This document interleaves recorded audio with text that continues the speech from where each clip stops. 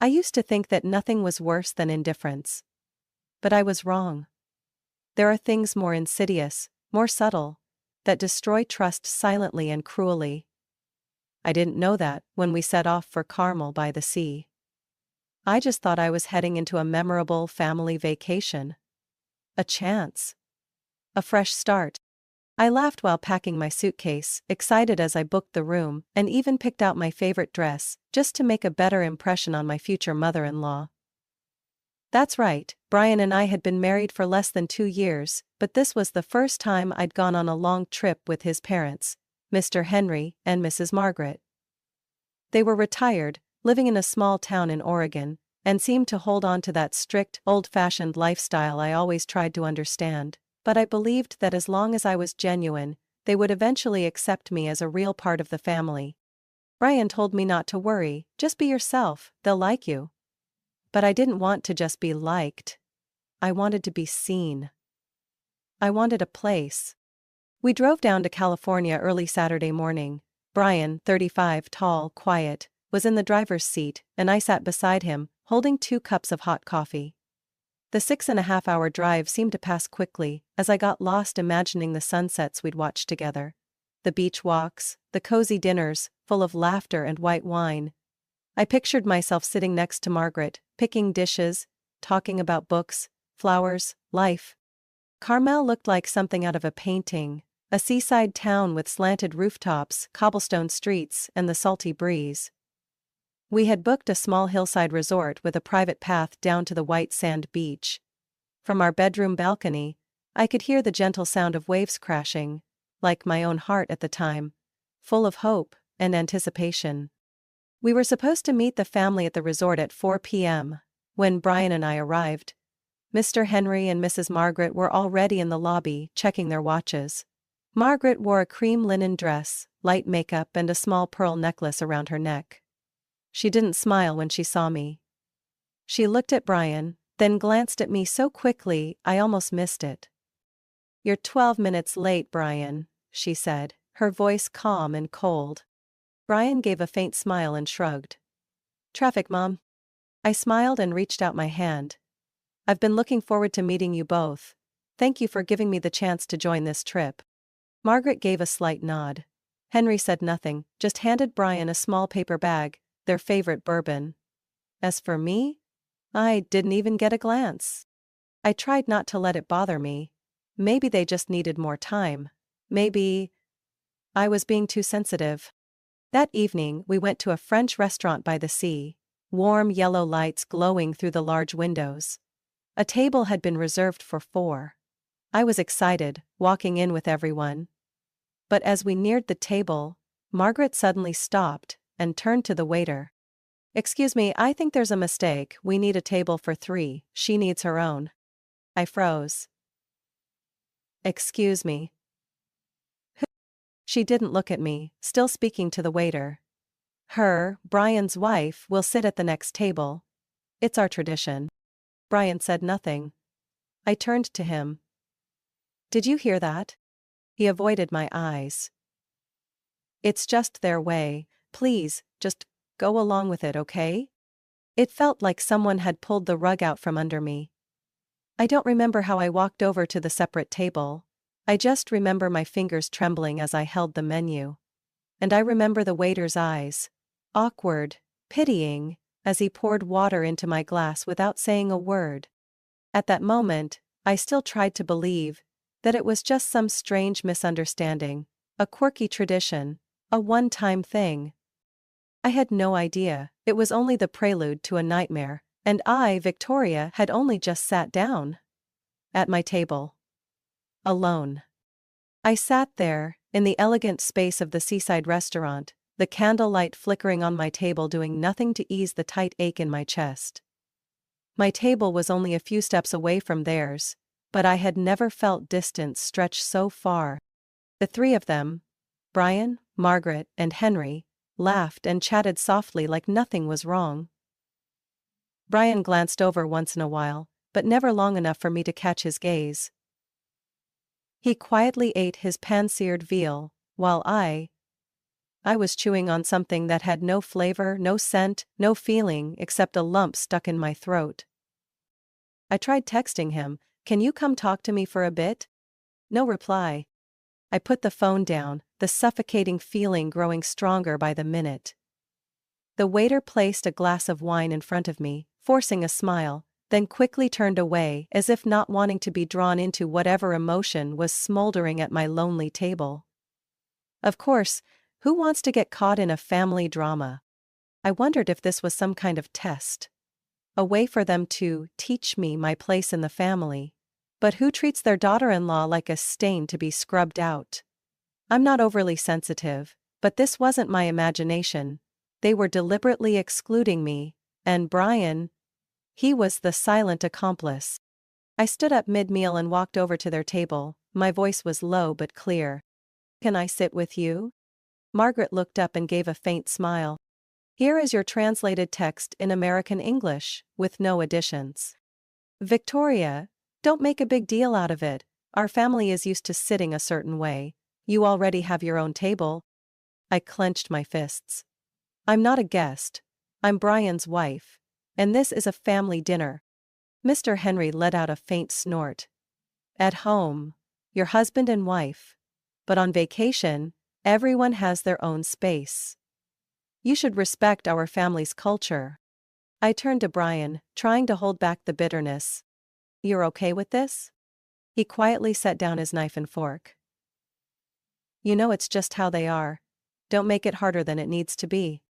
I stood frozen, cold from the back of my neck down to the soles of my feet. A wave of shame surged through me, even stronger than my anger. By now the whole restaurant had probably figured out what was going on. I had become a silent play, unfolding under the curious eyes of strangers. Without saying another word, I walked back to my table. Head down, I tapped my fingers lightly on the surface, reminding myself not to cry, not here, not in front of them. Dinner ended. I was the first to leave the restaurant. No goodbye hugs, no invitation to the next morning's plans. They walked off in the opposite direction, still chatting and laughing like I had never existed. Back in the room, I went into the bathroom, turned the water up hot, and let the thick steam cover the rising sobs in my throat. I couldn't understand how Brian could be so indifferent. How could he, the man who once held my hand and said, "I'll protect you from everything," be the first to let go when I needed him most? I sat against the side of the tub, hot water trickling from the shower like it could wash away the hurt. But it didn't take anything away. It only made things clearer. That I had entered a game I was never told the rules of. And worse, I had walked in alone. That whole night I tossed and turned in the luxury hotel bed. Soft pillows, white sheets, the faint scent of lavender, all of it only made the emptiness feel more brutal. Brian didn't text, didn't call. And I didn't want to be the one to reach out anymore. Then a thought crossed my mind, sharp as a cold blade. If this is just the first day, how bad will the next ones be? The next morning, I woke up early, dressed neatly in a floral midi dress with my hair tied up. I wanted a fresh start. Even though last night was confusing and hurtful, I still hoped the family was just testing me. Maybe today would be different. I texted Brian. "I'm heading down to the restaurant for breakfast, meet me there." No reply. I waited. 10 minutes. Then 20. Finally, I went downstairs, scanning the room as I entered the restaurant. They weren't there. I called Brian. The phone rang a few times, then cut off. When I found them, all three were seated at an outdoor table, sipping cappuccinos, a plate of buttered bread nearly gone. I froze. The ocean breeze fluttered the hem of my dress, but no one looked up. They chatted and laughed like I didn't exist. I walked over. "I texted you this morning." I looked at Brian. "Why didn't you wait for me?" Mr. Henry didn't look up from his newspaper. "We figured you'd figure it out." Mrs. Margaret took a sip of coffee. "Everyone has their own pace, Victoria. You can't expect people to always wait around." Brian looked at me, his eyes blank. You can eat on your own. I turned away, biting my lip to stop myself from shouting something in his face. But that was just the beginning. That afternoon, after a short walk on the beach, I returned to find our room door wide open. Brian wasn't there. His favorite white shirt and brown loafers were gone from the bed. I called him. No answer. 2 hours later I saw the photo they posted on Facebook, a picture on a yacht, a stunning skyline in the background, white wine sparkling in their glasses. All three were beaming. Me? I found out about their trip because social media told me. I tried to stay calm. I called Brian again. This time he picked up, his voice flat like nothing had happened. What's up? You went on a boat tour without saying anything to me? It was nothing big. You didn't ask. So I have to ask just to remind you I exist? He sighed. Don't overreact. It's just how they do things. I told you already.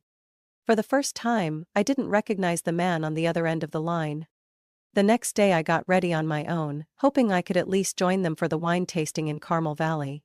I wore an olive green bodycon dress, light makeup, hoping this time I'd be included, but when I came down to the lobby at 10 a.m., no one was there. The receptionist said they had left at 9:15. This time, I didn't call. I just sat in the armchair in the corner of the lobby, staring blankly into the space ahead. Inside me, the feeling was like an old rope stretched too tight.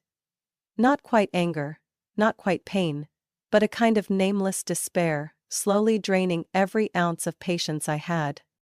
That night, Brian came back to the room close to 11. He took off his tie, dropped himself onto the bed like nothing had happened. Are you planning to stay mad the whole vacation? I turned to look at him, my voice no longer trembled. I'm not mad. I've moved past that. Now I just feel empty. He sat up, frowning. You always expect too much from people. They've tried. I laughed, a hollow laugh, with not a hint of joy. They tried? Do you even hear yourself, Brian? Hansa didn't answer, just turned his face away like he hadn't heard a thing. Like he'd been doing all week. I lay back on the bed, eyes on the ceiling. The scent of sea salt lingered in the air. But to me now, Carmel wasn't a dreamy seaside town anymore. It was a beautiful prison, where I was abandoned under the guise of being a not good enough wife. And then, in the darkness, I whispered to myself, if this is how they live, then I'll have my own way. And I promise, they'll never forget. I sat in the room dazed, the dim light from the bedside lamp casting my shadow on the pale gray wall. Small, silent, and completely erased from the story I was supposed to be part of. Brian was in the shower. The steady sound of water behind the half-closed door was a heartless soundtrack to the chaos in my mind. I had had enough. Enough to know that this wasn't a mistake. Or a forgetful moment. Or just bad timing. Every action had intent. Every time they left me behind, every averted gaze, every word that denied my presence. All were little blades, and I was bleeding. But I didn't come here to be humiliated. I paid for this entire trip, the hotel, the car rental, the restaurant reservations, even the spa day Margaret had been raving about for months. They didn't know that because I never bragged. But now? Now I'd let them feel the worth of what they took for granted. I opened my laptop, pulled up the reservation confirmation emails. Each link appeared under the cursor like a knot ready to be cut. I started canceling one by one, their hotel room, the SUV they were using, the reservation at the fancy Italian restaurant, and even Margaret's full-body spa treatment scheduled for the next morning. It took less than 10 minutes. 10 minutes to dismantle something I'd spent weeks putting together. I didn't stop there. I immediately booked a luxurious suite at a beachfront resort in Charleston, nearly a 3-hour drive away. It was peaceful, elegant, and most importantly, not a single person named Brian, Henry, or Margaret nearby. I packed my suitcase neatly, double-checked my phone, wallet, passport, then stepped out of the room. Before closing the door, I looked back at the room one last time. No regret. Not even a little. The rental car was still parked in the lot, and I had the keys. I got in, started the engine, and drove off into the quiet night of Carmel. Street lights slipped behind me, one by one, like waving goodbye, as I escaped that velvet prison. Around 2 a.m., I arrived in Charleston. The front desk clerk was just as welcoming as in the daytime, escorting me to the top-floor suite. The room was warm, elegant, with large glass windows overlooking the ocean under the night breeze. I took off my shoes, stepped onto the thick carpet, pulled the curtain aside, and sat in the armchair, pouring myself a glass of wine from the minibar. For the first time in days, I exhaled deeply. I set my phone down beside me, on silent, but minutes later it started buzzing. Brian. Then Margaret. Then Henry. I didn't pick up. I didn't owe them an explanation. They wanted me invisible? Then I would disappear. But not in the way they expected. I took a sip of wine, eyes gazing out at the inkback sea. I imagined the three of them waking up, stepping out of their rooms and being stopped by hotel management. I pictured Margaret screaming when she found out her spa session was cancelled. Mr. Henry growling in frustration over the fancy dinner that was no more. And Brian? Maybe he was pulling at his hair, calling me non-stop, trying to drag me back, like nothing had happened. I smirked. They used to think I was weak, that I would always stay quiet. But they forgot one thing. I wasn't a decoration in their vacation. I was the one who built it all, and I just tore it down. Without hesitation. And here I am, starting my own vacation. With no one manipulating me, no one ignoring me, no one stripping away my worth. Now let's see how they manage. I woke up in the sunlit suite in Charleston, the smell of fresh coffee from the auto brewer blending with the soft sound of waves outside the balcony. A sense of peace wrapped around me like a warm blanket after a storm. No knocking on the door, no passive-aggressive comments, no condescending looks aimed my way. Just me. And freedom. The phone was still silent, only because I had it on Do Not Disturb. Curious, I checked my missed calls. 12 from Brian, 6 from Margaret, 3 from Mr. Henry. The messages came in rapid succession. Where are you? Victoria, what is going on? What did you cancel? Call me back right now. I smirked and took a sip of coffee. So now they finally knew what it felt like to be ignored. By noon, unable to resist the curiosity, I opened one of Brian's voicemails. His voice was strained, a mix of anger and desperation. Where did you go? What the hell did you do? We got kicked out of the room this morning. They said the reservation was cancelled. The car's gone too. The spa said Margaret isn't on the list anymore. Do you know how my mom reacted? You ruined everything. Call me back now. I leaned back in the armchair and laughed, not out of joy, but from the relief of lifting a weight off my chest. I wasn't crazy. I wasn't weak. I had just been pushed to the edge. Brian called one more time. I answered, for the first time in 2 days. Where are you? His voice was sharp. Charleston, I said calmly, like I was talking about the weather. Charleston, you left in the middle of the night without saying a word? Well, I figured my way was to take care of myself, just like your family's way is to abandon people. Seems fair. I could hear Margaret yelling faintly in the background, mixed with Henry cursing. Brian lowered his voice, trying to stay composed. You don't understand. We had plans. We had a vacation. You left us with no room, no car, no nothing. Sounds familiar, doesn't it? That was me 3 days ago. Are you trying to hurt us? No, I'm just giving back exactly what I got. There was a pause, then he whispered. You really canceled everything? One thing at a time. Do you know my mom just made a scene at the spa? They wouldn't let her in. She screamed, cursed out the manager. And my dad is stuck trying to get an Uber in town because no one will pick him up. I chuckled softly. Oh, sounds like a lovely cultural experience. Victoria, don't be childish. Childish? I shot up from the chair, my voice sharp. You dare call me childish after you let me sit alone through 3 meals, be treated like I didn't exist in front of your parents, and never once spoke up for me? They just needed time. 3 days, Brian. And you left me alone without a second thought. Well, congratulations. You and your perfect little family can enjoy the rest of this vacation, somewhere with fluorescent lights and frayed towels. You have to come back. No, I don't owe anyone there a damn thing. What about me? I hesitated. The question hung between us. But then I answered, softly, like a breath. You made your choice, now I've made mine. I hung up and turned off my phone. That afternoon, I booked a massage at the hotel spa, ordered dinner through room service, and opened the balcony doors to watch the sunset spill over the ocean like a ribbon of red velvet. I no longer needed anyone to validate my worth.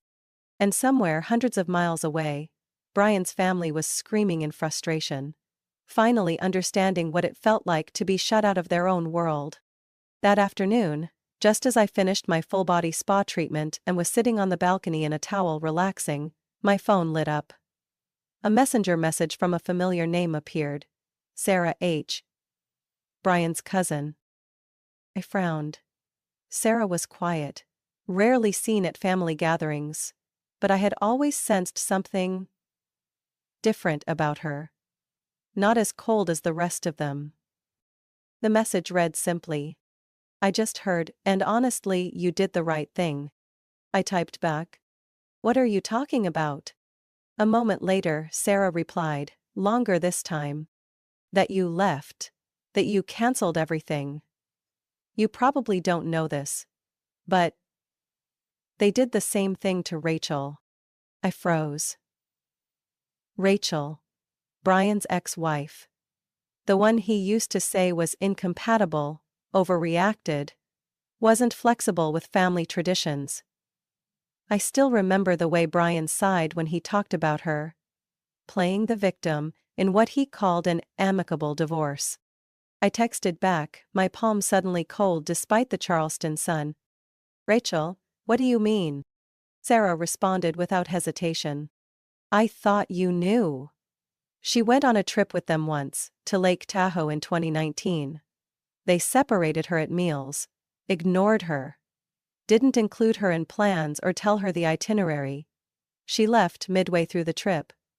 A month later, she filed for divorce. I let the phone rest on my thigh, eyes staring into the distance. Everything in my head spun like the wind kicking up sand by the ocean. Brian had known. He had seen it happen.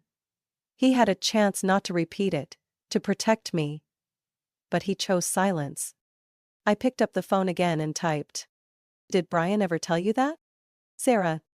No, but Rachel once told my mom. She gave details I overheard. I thought you should know. I replied with one last line. Thank you so much. I sat still, hollow inside, not from surprise, but from the realization that I had been deceived through the entire marriage. I remembered the night Brian talked about his ex. The sad expression, the soft voice, the carefully curated story that placed the blame on her. And I, like a fool, believed I'd be different.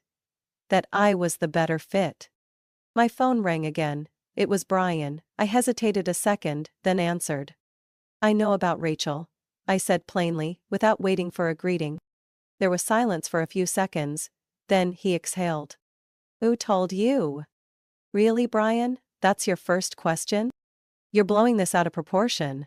His tone was starting to turn defensive. Rachel didn't understand, she overreacted. That's just how my family operates. A little different, but not malicious. You let me sit alone, for 3 days, no explanation, no message. And you call that not malicious? You have to be more understanding with my parents, I cut him off. No. You're the one I should have understood first.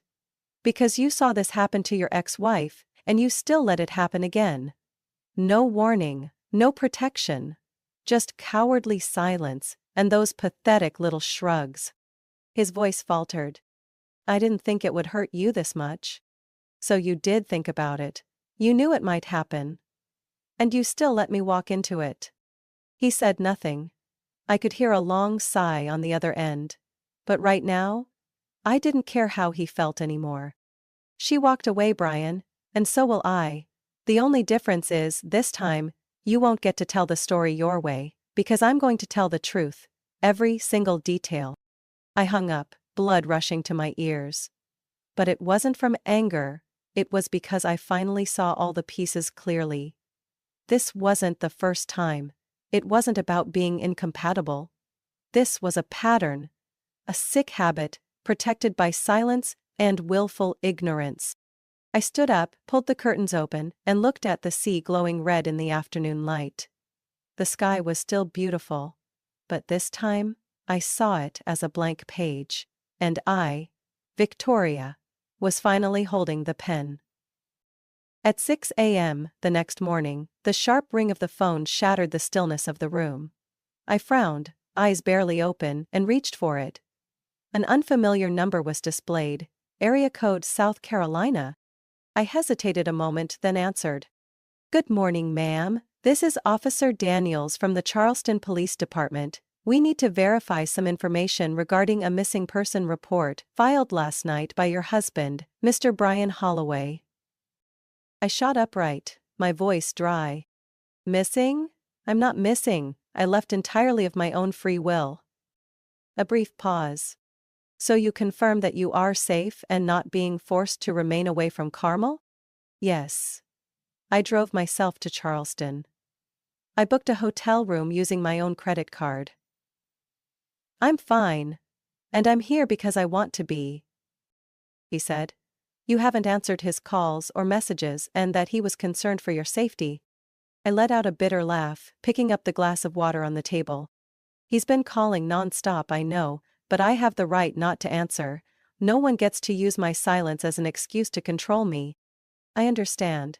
Would you like to file a no-contact request? We can open a report if needed." I sat up straighter, took a deep breath. In that moment, there was no doubt left in my mind. Brian wasn't worried about me. He was just angry about losing control. "Yes, I want to file an official request. No further contact. By phone, message, or in person. And if he continues to pressure me, I will take it further." Officer Daniels confirmed and promised to process the request that same day. I hung up, gripping the phone in my hand. Outside, the sky was beginning to lighten. But inside me, a thick fog was lifting. The fog that had hidden who Brian's family really was. Less than an hour later, the first message from Susan arrived. No concern, no checking if I was okay. Just a string of cold accusations. "Susan, I can't believe you did this. You've disgraced our family." I didn't respond. "Susan, Mark had to call the police out of worry. Do you know what this could do to his reputation?" I laughed. In the end, all they cared about was their image. Not one person asked if I was okay. No apologies. Then the third message popped up. Each word as sharp as a blade. "Susan, if you don't come back, Mark will make things very difficult for you." I froze. That wasn't sulking. That wasn't guilt-tripping. That was a clear threat. I reread the message 3 times, each word carving itself into me. I thought they had hit rock bottom. I was wrong. I set the phone down on the table, poured myself a second espresso of the day. My hand trembled slightly. Not from fear, but from the anger that had been buried too long finally breaking the surface. I stared at the screen. At the message. "Mark will make things very difficult for you." Did she think I'd be scared? That I'd come crawling back begging for forgiveness? No. I took a screenshot and saved it in a private folder titled simply Evidence. I took a deep breath, opened the Notes app, and typed the first line. "They don't want me gone, they want me broken." And they just made their biggest mistake, thinking I would stay silent. I'm not the kind of person who seeks drama, and I'm certainly not the woman who puts on a show to make a point. But sometimes, silence is just another way of enabling toxicity. And this time, I choose not to stay silent. Monday morning, I reserved a private meeting room at the hotel I was staying in, a glass-walled space overlooking the ocean, long wooden table, leather chairs, sunlight slanting in through the windows. I didn't need theatrics. I just needed honesty. And a chance for all the masks to come off. I sent invitations to all four: Brian, Margaret, Henry, and Sarah. She was the only one in that family I still believed had a shred of conscience. The meeting was set for 10 a.m. By 9:57 I was seated at the head of the table, a folder in front of me with printed messages, screenshots, and key notes. I wasn't shaking. I had never felt calmer in the face of an approaching storm. At 10:03 the door swung open. Brian walked in first, his face dark with anger. Behind him was Margaret, floral dress perfectly in place, eyes cold as ice, and Henry, red-faced, jaw clenched tight. Sarah came in last, cautious eyes, but she gave me a small nod. She sat beside me without a word. Brian slammed his hand on the table. "What the hell is this, Victoria? You think pulling this stunt makes everything okay?" I folded my arms, voice steady. "No, this isn't to make it okay, this is to bring it to an end." Margaret let out a bitter laugh, her voice sharp. "We've had enough of your childish games. You ruined the vacation, dragged in the police, and now you want an end?" I pulled out my phone, turned on the screen and projected her message. "Remember this line. If you don't come back, Mark will make things very difficult for you." That's a threat. "I've saved everything." Henry jumped up, pointing a finger. "That wasn't a threat, it was a necessary warning." "No, it's proof that all of you use power, manipulation and control to silence people," I replied, eyes fixed on Brian. "You know it's true. You saw Rachel go through the same thing, and you let it happen again. To me." Brian swallowed hard. Rachel was different. She didn't try to fit in. No, she was isolated. Just like me. She left quietly. But I'm not leaving without showing the world exactly who your family is. Sarah stayed silent, staring at Margaret, then turned to me and gave a small nod. I knew she was confirming everything I'd said. Brian sighed, ran his hand through his hair. "I can fix this. We can start over, Vic. Forget all this. I'll ask my parents to apologize, if that's what you want." I gave a half smile. "Apologize? After all the damage, you think empty words are enough?" Margaret stood up, voice as sharp as a blade. "You'll regret going against us. You have no idea what this family is capable of." I looked straight at her, unblinking. "Oh, I know exactly. And that's why I won't be part of this family another minute." I took an envelope from my bag and slid it toward Brian. "Divorce papers. I've already signed. You can read them before you sign, but I'm not second-guessing anything." Brian's face went pale. Henry shot up like he'd been shocked. Margaret's mouth fell open, too stunned to speak. I stood, calmly adjusted my blazer. "I don't need anyone's permission, I don't need approval. I just need to reclaim the life you all tried to distort." Brian reached for my arm. "Vic, wait. We can talk. Just you and me." I paused at the door, turned back, voice firm. "We've had years to talk privately, Brian, but every time I spoke you stayed silent. Now be silent. And listen to the sound of me walking away." I opened the door and walked out of that room and that family, for good. 6 months later, the divorce decree was officially granted by the Charleston court. Just one, a 4-sheet, a few signatures, but to me, it was a ticket out of a hell called family. I stood at the door of my new apartment on King Street, 3rd floor, with a small balcony overlooking old oak trees shedding their leaves. It wasn't large, but every square foot was mine. No interference, no judgmental stares, no passive-aggressive sighs when I chose curtain colors or placed flowers on the dining table. I started over. The freelance marketing work I once postponed for the sake of family priorities was now a steady income source. I picked projects on my own terms, working from my favorite coffee shop on the corner, or from the armchair by the window, where morning sunlight streamed in like a soft reminder, You still have yourself. I didn't talk much about the divorce. The people who needed to know already knew. The ones who didn't deserve to. Didn't matter. Sarah was the only person from Brian's side who still kept in touch. She sent the occasional message, a check-in, a few silly cat pictures, and sometimes little updates about the aftermath over there. Brian and his parents are in full-on Cold War, she wrote in one message. Henry called Brian a traitor, and Margaret cried for a week after being exposed in front of the relatives. I replied with just one sentence. I have no regrets. And I wasn't lying. The scariest part wasn't the yelling or the tears. It was the quiet, creeping cold that destroyed you day by day in silence. It was seeing yourself shrink inside a luxury room colder than a freezer. At a dinner table full of dishes where no one looked you in the eye. I lived that way for far too long. And now, I don't anymore. One autumn afternoon, I was trimming plants on the balcony when my phone buzzed. An unknown number, but I recognized it instantly from the name that popped up in the first message. Ryan. I saw it, I know you were right. And I'm sorry. No dear Victoria, no flowery words, just a belated apology. 6 months, and an entire marriage too late. I sat down and read the message 3 times. No tears. No tightening in my chest. Just a light breeze passing through, carrying with it a feeling that it no longer had anything to do with me. I didn't reply. I was no longer the woman who once sat alone at a seaside restaurant, clutching her phone, hoping someone would text, "Where are you?" I was no longer the woman at the separate table, forcing a smile while the world pretended she was invisible. I am Victoria, 32 years old, living in Charleston, in charge of my own life.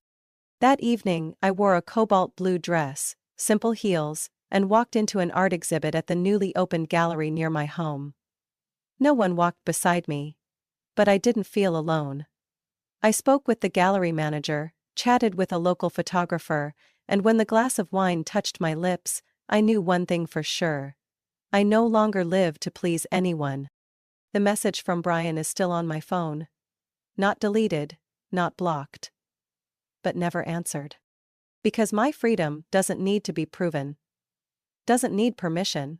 And certainly, doesn't need explaining. I left. And this time, I won't look back. Victoria's story is a clear reminder that staying silent in the face of disrespect only deepens the wound. When a relationship requires you to sacrifice your self-respect and presence just to be accepted, that's not love. That's manipulation. Victoria chose to stand up, not out of revenge but to reclaim control over her life. In reality, sometimes the boldest move isn't staying and enduring but walking away and living the life you truly deserve. What do you think about Victoria's decision? Would you do the same if you were in her shoes? Share your thoughts below and don't forget to follow the channel for more powerful real-life stories and lessons from family relationships.